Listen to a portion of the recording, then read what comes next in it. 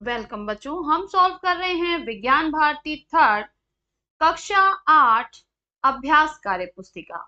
ये हमारी बच्चों एकदम लेटेस्ट सेशन 2025 एंड 26 की बुक है। आइए इसको हम सॉल्व करते हैं। इन बुक्स में बच्चों बहुत से चैप्टर्स ऐड किए गए हैं जो हमारे artificial intelligence, MS Word, MS Excel के चैप्टर्स से वो भी ऐड किए गए हैं और काफी क्वेश्चंस इसमें से हटाए गए हैं, कुछ नए क्वेश्चंस डाले गए हैं।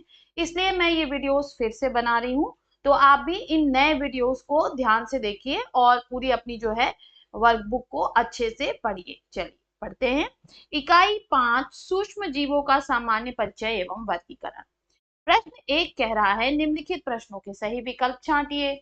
क सूक्ष्म जीव पाए जाते हैं हवा में, पानी में, मिट्टी में या उपरोक्त सभी जगहों पर। तो कहाँ कहाँ पाए जाते हैं बच्चों? सभी जगहों पर पाए जाते हैं, तो हम लगाएंगे उपरोक्त सभी जगहों पर। नेक्स्ट हमसे कह रहा है केंद्रक अनुपस्थित होता है किसमें? प्रोटोजोआ में, कवक में, शैवाल में या जीवाणु में। तो बच्चों जीवाणुओं में केंद्रक नहीं पाया जाता। ग ब्रेड या डबल रोटी बनाने में किसका उपयोग किया जाता है? जीवाणु का, शैवाल का, ईस्ट का या प्रोटोजोआ का। तो ईस्ट का उपयोग बच्चों हम ब्रेड या डबल रोटी बनाने में करते हैं।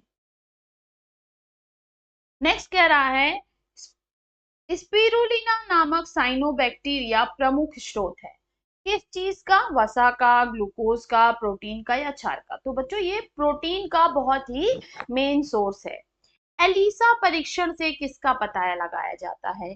मलेरिया का, डेंगू का, टाइफाइड का या एड्स का। तो बच्चों एड्स बीमारी के लिए एलिसा टेस्ट होता है। नेक्स्ट क्वेश्चन हमसे कह रहा है रिक्त स्थानों की पूर्ति कीजिए।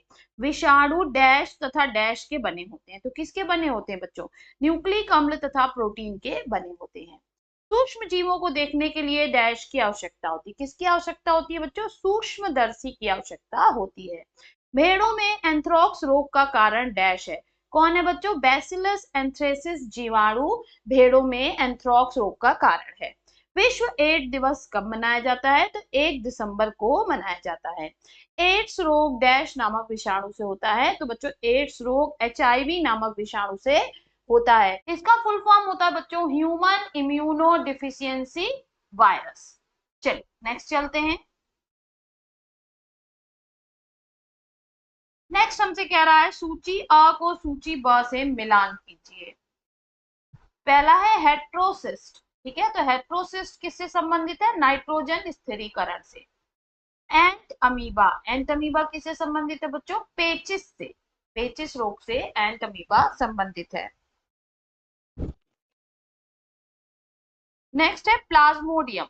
प्लाज्मोडियम किससे संबंधित है बच्चों? मलेरिया से। प्लाज्मोडियम जो है वो मलेरिया का जो रोग है बच्चों वो प्लाज्मोडियम, मलेरिया रोग बच्चों प्लाज्मोडियम के ही कारण होता है। पेनिसिलिन, पेनिसिलिन से प्रतिजैविक दवा बनाई जाती है। लैक्टोबैसिलस ये दही बनाने के काम में आता है।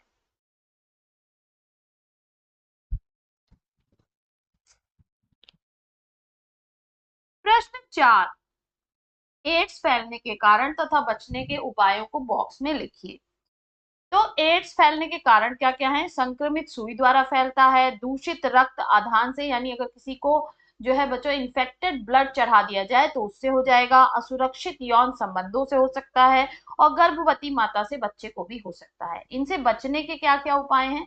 हमेशा नई सुई का प्रयोग करना चाहिए, जांच उपरांत ही रक्त आधान करना चाहिए, यानी टेस्ट कराकर ही ब्लड जो है वो चढ़वाना चाहिए, सुरक्षित यौन संबंध बनाने चाहिए और गर्भ धारण के पूर्व माता की जांच अवश्य करानी चाहिए।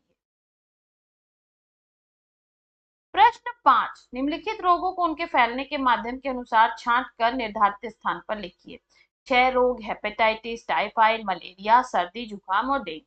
तो इसमें से वायु द्वारा कौन कौन फैलते हैं बच्चों? सर्दी जुकाम फैलता है और क्षय रोग। दूषित जल द्वारा कौन फैलता है? टाइफाइड और हेपेटाइटिस। मच्छर द्वारा कौन फैलता है? डेंगू और मलेरिया। प्रश्न 6 नीचे दिए गई तालिका को पूर्ण कीजिए। प्रतिजैविक दवा है पेनिसिलिन। वह सूक्ष्म जीव जिनसे तैयार किया जाता है वह है फफूंद। उपयोग क्या है? प्रतिजैविक दवा बनाई जाती है। ठीक है, स्ट्रेप्टोमाइसिन जीवाणु है, इससे भी प्रतिजैविक दवा बनाई जाती है। क्लोरेलिन शैवाल है और इससे भी प्रतिजैविक दवा बनाई जाती है।